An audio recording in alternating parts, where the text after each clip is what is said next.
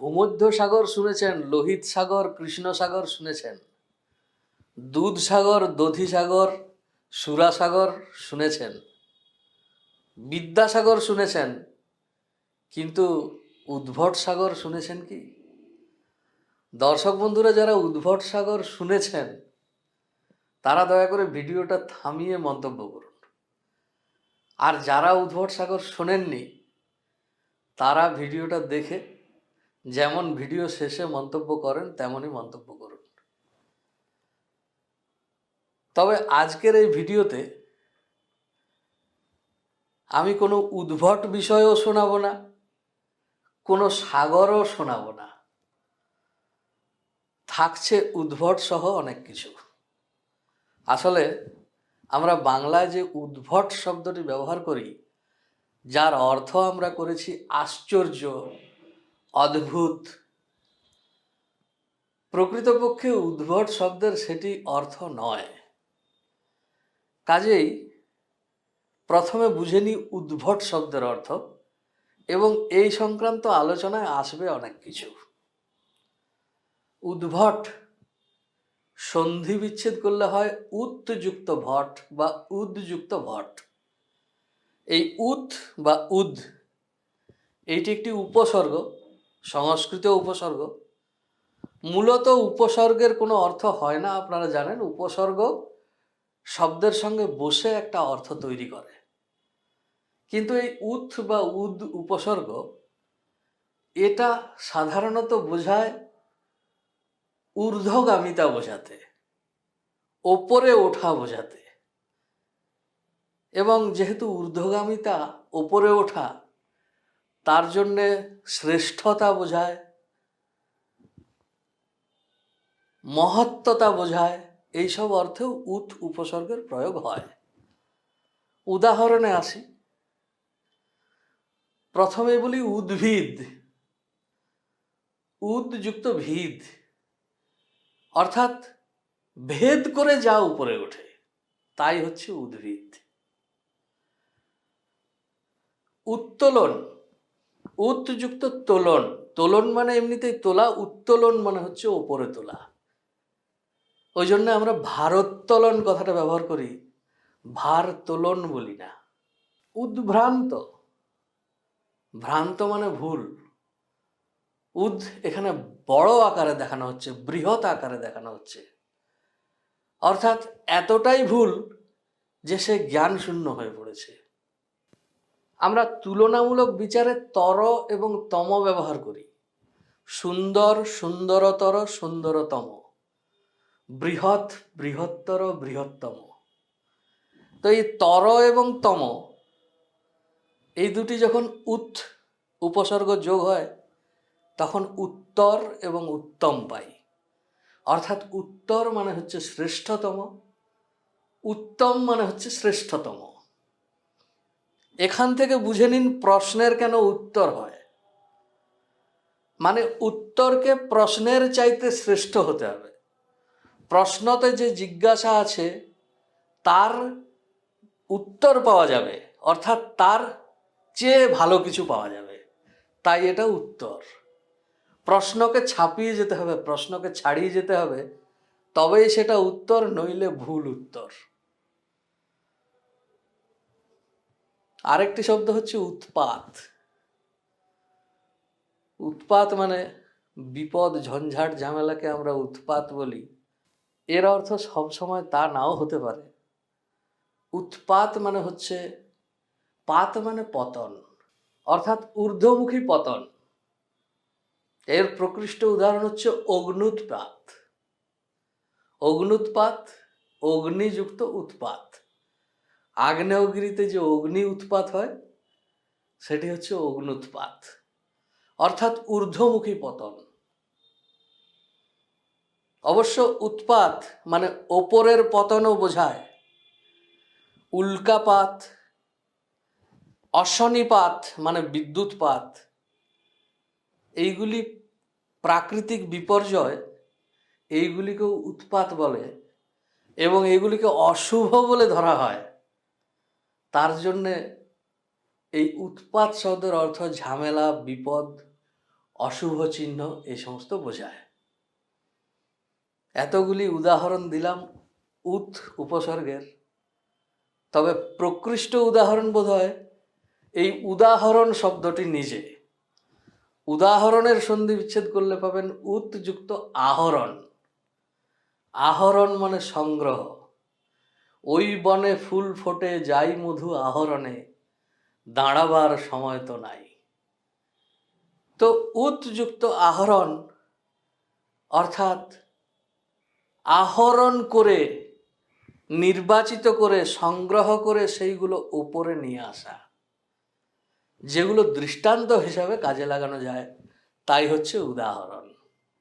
এবার আসি মূল প্রসঙ্গে, উদ্ভট অর্থাৎ উৎ যুক্ত ভট। এবার বুঝতে হবে ভট শব্দের অর্থ। ভট শব্দের অর্থ হচ্ছে কথন। এই ভট শব্দ থেকে ভট্ট শব্দটি এসেছে। ভট্ট এক শ্রেণীর ব্রাহ্মণ, আগেকার দিনে রাজসভাতে থাকত। এদের কাজ ছিল রাজার স্তুতি করা। আগেই বলেছি ভট মানে কথন। এরা স্তুতি কথন করত। রাজামশাই সভায় আসবেন, তার আগে একটা লম্বা চওড়া ভাষণ দিতে হতো।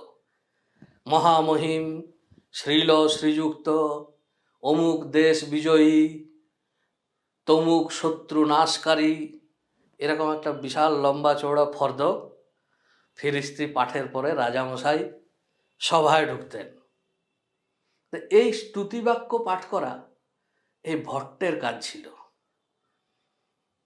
এরা স্বভাব কবি হতেই হতো এবং কথায় কথায় রাজামশাইয়ের গুণকীর্তন করে কবিতা রচনা করত।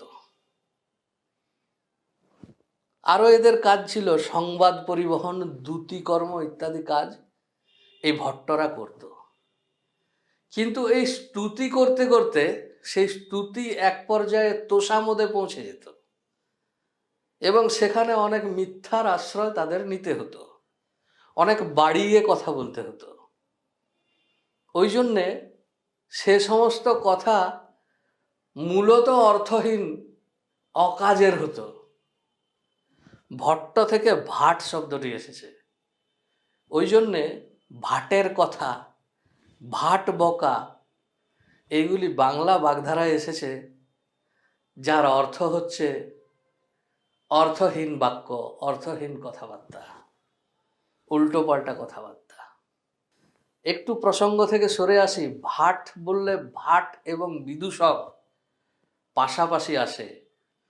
অনেকে ভাবতে পারেন ভাট মানে বিদূষক। ভাট এবং বিদূষক দুটো আলাদা, দুটো পৃথক পদ। বিদূষক বলতে ভাঁড় বোঝানো যায়। আমাদের অত্যন্ত পরিচিত একটি বিদূষক চরিত্র হচ্ছে গোপাল ভাঁড়। এই ভাঁড় মানে বিদূষক। ভাঁড় বিদূষক সমার্থক বলা যায়। তবে যদি ভাবছেন যে ভাট থেকে ভাঁড় শব্দ এসেছে, তা কিন্তু নয়। ভাঁড় শব্দটি এসেছে ভণ্ড থেকে। ভণ্ড মানে প্রতারক। এখানে হয়তো কেউ আপত্তি করতে পারেন যে গোপাল ভাঁড়ের ভাঁড় ভাণ্ডারী থেকে এসেছে। গোপাল ভাঁড় নাপিত ছিল, তার পদবী ছিল ভাণ্ডারী, এরকম কিছু কথা শোনা যায়, কিন্তু সেটা ঠিক নয়। গোপাল ভাঁড় বাস্তবে কোনো চরিত্র কোনোদিন ছিল না। গোপাল ভাঁড় কাল্পনিক চরিত্র, সুতরাং তার জাতি পদবীর কোনো প্রশ্ন আসে না। হয়তো আমার এই কথা শুনে অনেকে আপত্তি করবেন, গোপাল ভাঁড়ের শুনেছি বংশধর বলেও কেউ কেউ দাবি করে। যাক, এই নিয়ে কথা বলতে গেলে সম্পূর্ণ আলাদা ভিডিওয়ে আসতে হবে। আজকের বিষয়ে যাওয়ার চেষ্টা করি। ভাট মানে বিদূষক নয়, ভাঁড় মানে বিদূষক। ভাঁড় এসেছে ভণ্ড থেকে। ভণ্ড মানে প্রতারক। আর বিদূষক মানে বিশেষ রূপে দূষণ করে, যে বিশেষ দূষক। অথচ আমরা বিদূষক শব্দের অর্থ করি কি, যে রাজসভাতে লোক হাসায়, সভা হাসায়, সভায় আমোদ প্রমোদের ব্যবস্থা করে। আসলে এই বিদূষককেও হাসানোর জন্যে অনেক প্রতারণা, অনেক ভণ্ডামির আশ্রয় নিতে হয়। অনেক সময় পরিবেশ দূষিতও হয়। রবীন্দ্রনাথের ছোট গল্প পড়বেন বিদূষক, যেখানে তিনি বিদূষক হতে পারেননি বলে রাজ্য ছেড়ে চলে যাচ্ছেন। এবার ফিরে আসি মূল আলোচনায়, অর্থাৎ উদ্ভট। এখন ভট শব্দের আমি বললাম কি কথন। উদ্ভট মানে উৎকৃষ্ট কথন। উৎকৃষ্ট কথন করেন যিনি, তিনি হচ্ছেন উদ্ভট। তাই উদ্ভট শব্দের অর্থ হচ্ছে মহাত্মা, মহান, মহাশয়। উদ্ভট যখন বিশেষ্য, উদ্ভট যখন নামবাচক, তখন সূর্যের আরেক নাম উদ্ভট। এখন এগিয়ে যাই, প্রাচীন ভারতের কয়েকজন কবির কথা চিন্তা করুন। নিশ্চয়ই প্রথমে মনে পড়বে কালিদাসের নাম। কালিদাস ছাড়াও আরও অনেক কবি রয়েছেন। ভবভূতি, মাঘ, শ্রীহর্ষ, বাণভট্ট, এরকম অনেক কবি। তাঁরা দীর্ঘ কাব্যগ্রন্থ রচনা করে গেছেন।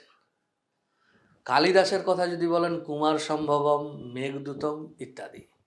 এখন এই দীর্ঘ কাব্যগ্রন্থ ছাড়াও এই সমস্ত কবিগণ বিভিন্ন ছোট ছোট শ্লোকে, দু চারটি শ্লোকে মহামূল্যবান কথা লিখে গেছেন, যেগুলির নাম হয়েছে উদ্ভট কবিতা। এখানে উদ্ভট শব্দের অর্থ হচ্ছে উৎকৃষ্ট, উৎকৃষ্ট কবিতা। উদ্ভট মানে উৎকৃষ্টভাবে বলা হয়েছে, উৎকৃষ্টভাবে রচিত হয়েছে এরকম কবিতা। অষ্টম শতকে কাশ্মীরের রাজা জয়াপীড়, তিনি বিশেষ সাহিত্য অনুরাগী ছিলেন। তার সভাতে অনেক কবি ছিলেন যারা এরকম শ্লোকের সাহায্যে অনেক মূল্যবান কথা লিখে গেছেন। এদের মধ্যে যিনি প্রধান ছিলেন, তার উপাধি ছিল উদ্ভট ভট্ট বা উদ্ভট আচার্য। তো এদের সমস্ত রচনাবলী, এইগুলি উদ্ভট কবিতা বা উদ্ভট শ্লোক নামে পরিচিত। কোনো কোনো জায়গায় সুভাষিত এই নামেও বলা হয়।